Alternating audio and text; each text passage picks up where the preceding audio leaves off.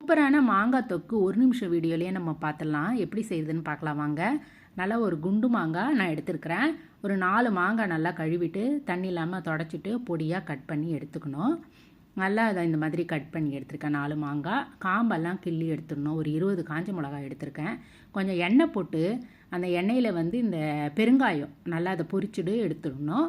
வெந்தயம் ஒரு 4 table spoon நல்லா செவப்பாக வறுத்துட்டு கடுகு ஒரு டேபிள் ஸ்பூன் போட்டு நல்லா வெடிக்க விட்டு எடுத்துகிட்டு கருவேப்பிலையும் அதையும் போட்டு இது பண்ணிவிட்டு அந்த கொஞ்சமாக எண்ணெய் போட்டு இந்த மிளகாவை நல்லா சிகப்பாக வறுத்து எடுத்து இதெல்லாம் சேர்த்து நல்லா பொடி பண்ணி எடுத்துக்கணும்.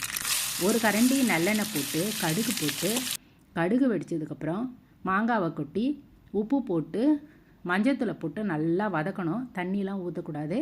அதில் இருக்கிற தண்ணியிலே நல்லா வெந்துடும். வந்ததுக்கப்புறம் இறக்கி வச்சுட்டு இந்த பொடி பண்ணி வச்சுருக்கிறத நல்லா கலக்கிட்டு ஒரு 4-5 நாள் ஃப்ரிட்ஜில் வச்சு நம்ம சாப்பிட்லாம்.